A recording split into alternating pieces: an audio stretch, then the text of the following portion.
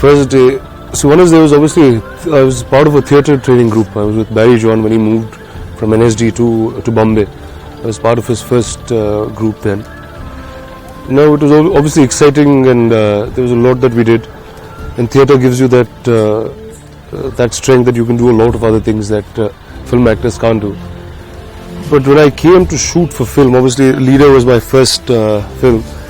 There was obviously a lot of readings, a lot of rehearsals that we've done before the film itself. But the minute I sat, the first lady I even spoke a line to was Mrs. Suhasini, Ms. Maniratnam's wife, a very, very fine actor herself. Now, when I looked straight into her eyes, I just quickly got up, I asked Shekhar, I said, sir, can we reset this entire scene up? Can you shoot with her first? I just want to be behind the camera and just keep giving her cues, and I'll eventually get into it. And that's how. So there was no master shot taken till the very end. It was her close up, the wide, and then came to mine. So that's how we've structured it. But that was my first day of filming of Leader. So each film needs a certain requirement, and Bahubali is obviously it's a period war film, and when you're playing a film like that, or you need to play a character like Ballala, you need to look a certain part. So this probably has been the longest I've prepped for a film. It's been a 6 or an 8 month prep of doing nothing but training, getting to that physicality that I got in the film, and a lot of stunts, because these are not basic new age action. It's obviously it's period. It's all choreographed. So we had a stunt team which came in from Vietnam. They were with us for about 6 months, doing a full transformation for all of us who were part of the war. So that's it was a fun process, but a very hard one.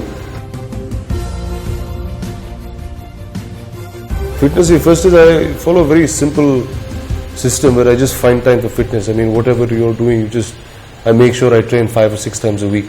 My fitness did not really matter in the work that I did. Obviously, I'm a film actor now. It's a visual medium, and you need to look the part. Now, if I'm doing films like Bahubali, if I'm doing films like those, now you need to make the audience believe that what you do in the film is convincing enough. So, which is why this is required. It's part of my job.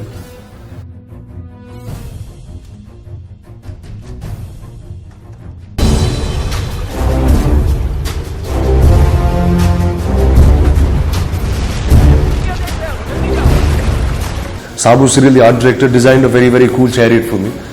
And it's actually a chariot that was inspired from a Da Vinci's design. It's a design that he had which never became a chariot. So with minor alterations that Sabu had done, that became the chariot. So it was not very hard to shoot, but it was very fun to be on.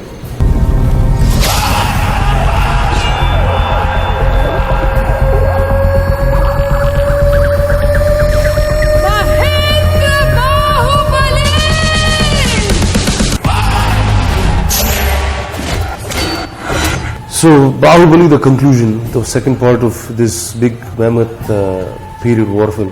So the first time we got into this film, we obviously knew that we were in something really, really big. We were all out there believing that we were making this big world-class product, but obviously quite clueless about how to go about it, because none of us have ever made a war film. None of us have ever been part of a war film. Now, the success that this film showed us, the opportunity that Bahubali has given us, it changed the dynamics of filmmaking. If you today a filmmaker sitting in Madurai can dream of making a superhero film, and there's a whole country out there to watch that film if the film is made right. And Bahubali 2, I mean, part 2 is obviously the conclusion of this tale. It ends the story very beautifully. At the same time, it's visually much, much larger. And when we make the film the first time, there was obviously a lot of doubt of how you shoot certain things, certain less understanding of it. Now obviously we are in a much better platform. We've worked on this for 3 years. We've have a certain understanding of period dramas. Now we can afford bigger and larger technicians. So yeah, I mean, one thing I can promise you, it will be a much larger film than what you've seen. All that I know, or the reason I'm here, is it's because of the three of them. Now, right from my childhood, film was the only thing that I understood. The film was the only thing that I learnt. For us, it was always, I lived in a home with 2 film producers, a film actor. My mother used to run a film laboratory. So that was my world. That was all I knew. Now today, if I have to step out of film, I don't even know what I'll do. So like I said, the first line kind of defines this whole thing. What I am today is just because of the 3 of them, and it's parts of them, parts of their knowledge that they have, that they've imparted to me while growing up. Whether it's the lifestyle I lead, whether it's the understanding towards life itself, it comes from the 3 of them, and 3 of them are very diverse, very different personalities from one another in terms of personal life and in terms of work. So I think I just picked a bunch of each, and then it just made me.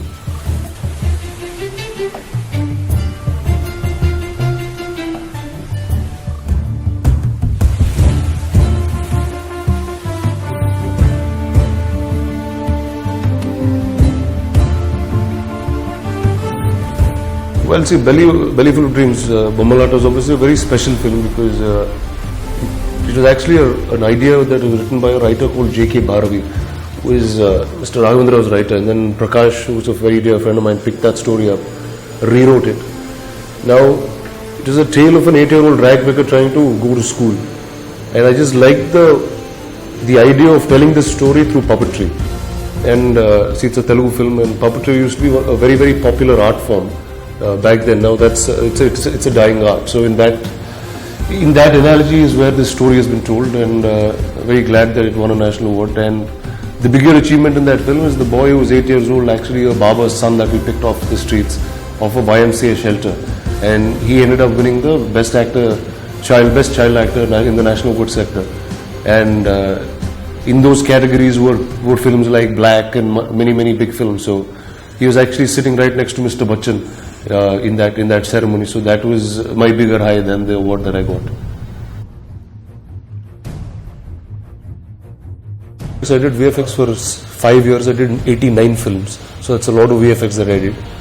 I used to run a gaming company after that for 2 years, and then I sold all of those, and then after that, then I became a film actor.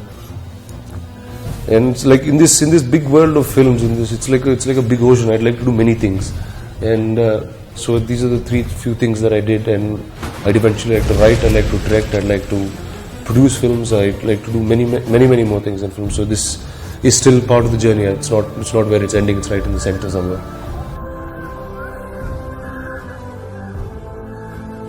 Well, so when I get asked this question, why I do films in different languages. See, I've done Hindi films, I've done Tamil films, I've done Telugu films. Yes, English is an understanding language, so I'd like to do that as well.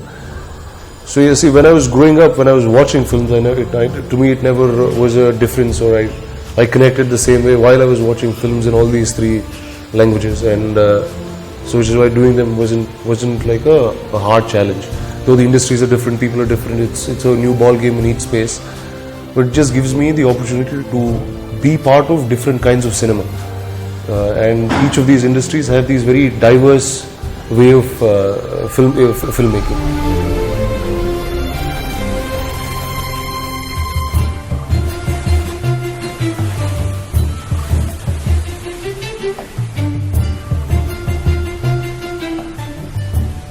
See, every time you go onto a film set, you obviously work with, these are the superstars that I worked with. Obviously, there are a lot more character actors that I worked with in terms of surely the number of years of experience that they have in cinema and the diverse roles that they've done.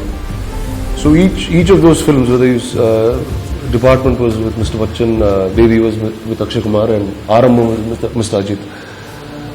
Obviously, I was fortunate enough at an early time in my career to work with veterans like these, because there's a lot that I picked, whether it's personality traits, whether it's performance skill sets, and all of those that I picked, which I've continued using in the later films that I've done. So almost it's like with actors like this, it's almost like going back to acting school or theatre school and running from basics.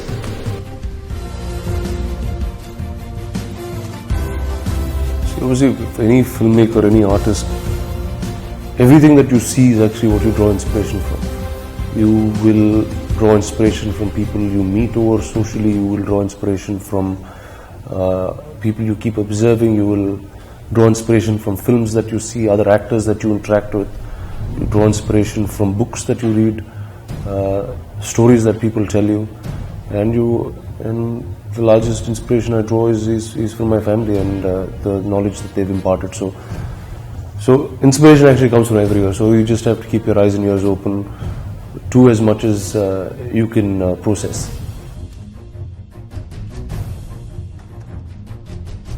What does the word passion mean? I mean, all of us in film have to be really passionate, otherwise we won't be doing what we do. Film is probably the most successful art form that is generated and become a business in the world. As much as you understand the fame and the money that comes with it, it's ultimately about telling a story, and that's what we do. So that's what passion is. ప్రతి మనిషి జీవితంలో ఒక సమయం వస్తుంది, ఒక time వస్తుంది. అంటే మనం ఏమవుతామో, ఏం చేయాలని మనలో నుంచి ఆ క్వశ్చన్ వస్తుంది, మనలో నుంచి ఆ ఆన్సర్స్ కూడా వస్తాయి. సో దాన్ని వింటూ మనం ముందుకెళ్ళాలి. తర్వాత మనం కాలం గడిచే కొద్దీ అది మర్చిపోతూ ఉంటాం. సో అది మర్చిపోకూడదు. Be who you are, live your passion.